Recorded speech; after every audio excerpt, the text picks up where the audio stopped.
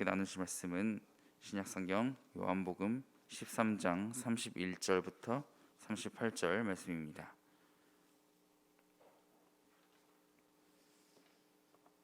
145페이지 목요일 날짜에 있습니다. 함께 합독하시겠습니다. 시작. 그가 나간 후에 예수께서 이르시되 지금 인자가 영광을 받았고 하나님도 인자로 말미암아 영광을 받으셨도다. 만일 하나님이 그로 말미암아 영광을 받으셨으면 하나님도 자기로 말미암아 그에게 영광을 주시리니 곧 주시리라. 작은 자들아, 내가 아직 잠시 너희와 함께 있겠노라. 너희가 나를 찾을 것이나 일찍이 내가 유대인들에게 너희는 내가 가는 곳에 올 수 없다고 말한 것과 같이 지금 너희에게도 이르노라. 새 계명을 너희에게 주노니 서로 사랑하라. 내가 너희를 사랑한 것 같이 너희도 서로 사랑하라. 너희가 서로 사랑하면 이로써 모든 사람이 너희가 내 제자인 줄 알리라. 시몬 베드로가 이르되 주여 어디로 가시나이까? 예수께서 대답하시되 내가 가는 곳에 네가 지금은 따라올 수 없으나 후에는 따라오리라. 베드로가 이르되 주여 내가 지금은 어찌하여 따라갈 수 없나이까? 주를 위하여 내 목숨을 버리겠나이다. 예수께서 대답하시되 네가 나를 위하여 네 목숨을 버리겠느냐? 내가 진실로 진실로 내게 이르노니 다 굴기 전에 네가 3번 나를 부인하리라. 아멘. 잠깐 묵상하시겠습니다. 하나님이신 참 메시아이신 예수님은 우리 모두를 아시는 분이십니다. 그는 전능자이시기 때문에 우리를 정확히 아시지만 이와는 반대로 사람은 전혀 주님이 누구신지 어떤 분이신지 정의할 수 있는 사람이 한 사람도 없습니다. 그나마 하나님의 성품이나마 본문의 여러 가지 모습으로 나타난 주님을 그나마 볼 수는 있습니다. 그렇다고 의미가 없느냐? 그렇지 않습니다. 하나님은 어떤 분이십니까? 라는 이 새벽마다의 질문과 묵상은 계속되어야 합니다. 그는 사랑이실 뿐만 아니라 내가 주님을 사랑한다고 말하기 때문이죠. 우리가 다 알지 못한다 하여도 그분을 사랑한다면 계속 알기 위해 노력해야 하는 것입니다. 묵상 가운데 저는 영광을 받으신 하나님이시다라는 묵상을 하게 됩니다. 예수님은 자신이 누구이신지 나타내는 것, 그가 메시아이심을 나타내는 사역을 이루십니다. 31절 말씀에 예수님을 팔아넘길 가룟 유다, 그가 나가고 난 후에 예수님이 말씀하십니다. 지금 인자가 영광을 받았고 하나님도 인자로 말미암아 영광을 받으셨도다. 왕으로 오신 예수님이 행하신 것은 군주적인 모습이 아니라 아버지이신 하나님과의 관계를 말씀하십니다. 영광을 받으셨다는 것은 이 땅에서 누릴 부나 명예가 아니라 오히려 누군가에게 팔려가시는 것, 그리고 죽임을 당하시는 것을 통하여서 지금 인자가 영광을 받았다라고 말씀하시는 것입니다. 세상의 눈과 세상이 기대한 군주적인 모습에서 영광을 받으신 것이 아니라는 것이죠. 나귀를 타고 오시는 겸손하신 주님, 그분이 죽임 당하심으로 영광을 받는, 이로 인해서 또한 그 아들을 내주신 아버지 하나님이 영광을 받으신다는 관계적인 표현을 하고 있고, 하나님께서도 자기로 말미암아 그에게, 그가 누구입니까? 인자입니다. 인자에게 그 아들인 예수님에게 영광을 주시리니 곧 주시리라, 이렇게 기록을 하고 있습니다. 영광을 받으신 하나님은 이렇게 이 땅에 자신의 아들을 내어주신 사랑이라는 방법으로 다가오십니다.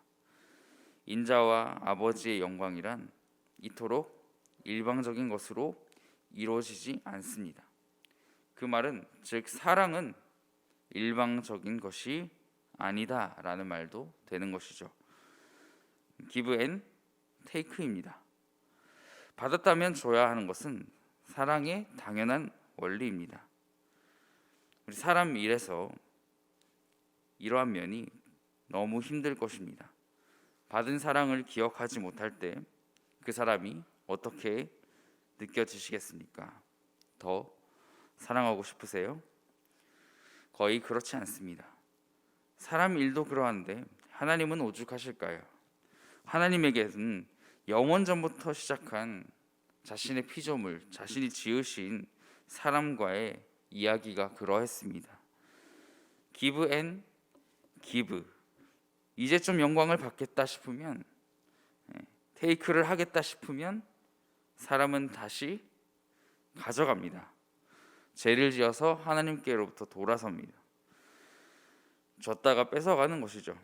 영광을 받으신 하나님에 이어서 저는 묵상하기를, 그럼에도 자비의 하나님을 묵상하게 됩니다. 이 사랑을 잘 이해하지 못하는 하나님 아들을 통하여서, 이 사랑을 이해하지 못하는 사람들을 향하여서 그분은 아들을 보내십니다.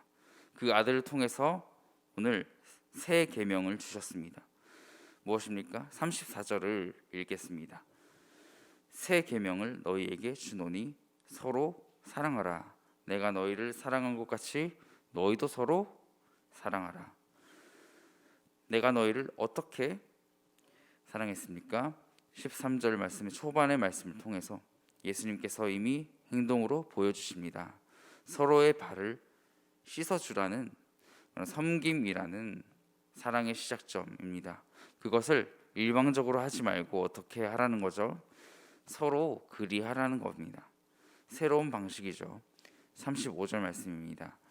너희가 서로 사랑하면 이로써 모든 사람이 너희가 내 제자인 줄 알리라. 아멘. 저는 이 말씀이 와닿고 은혜되고 하루를 살아가는데 큰 힘이 됩니다. 문제는 지키며 살아가기 어렵다는 것입니다. 너무 쉽게 무너집니다. 오늘 말씀 속에 있는 사람의 모습도 그러합니다. 베드로의 모습이 그러합니다. 서로 사랑하라고 말씀하신 주님, 그리고 영광 받으실 하나님을 따라가고 싶어하는 모습이 있지만 따라갈 수가 없었습니다.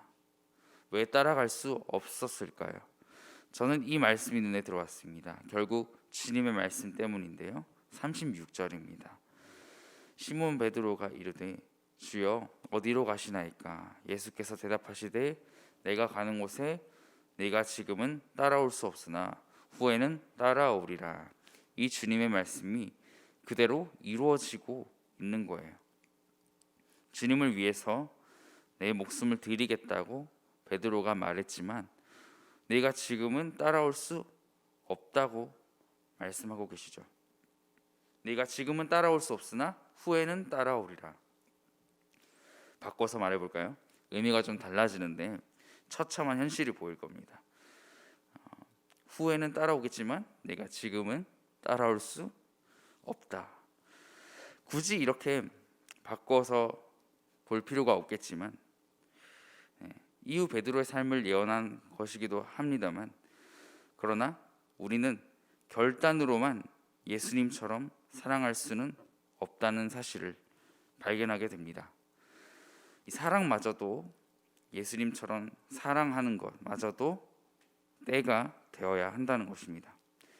예수님께서는 그것을 우리가 감당할 수 있도록 우리를 자라게 하실 것입니다. 실제로 베드로는 예수님을 부인했지만 끝내 예수님이 가신 그 걸음을 따라가서 참된 제자의 모범으로 성장하게 되었습니다. 오늘 우리를 향해서도 예수님은 말씀하고 계십니다. 너희가 서로 사랑하라. 이로써 너희가 내 제자인 줄 알리라. 쉽게 결단이 바뀌는 연약한 우리이지만 사랑을 실천할 수 있기에 예수님께서 이 명령을 주신 것이라 믿습니다.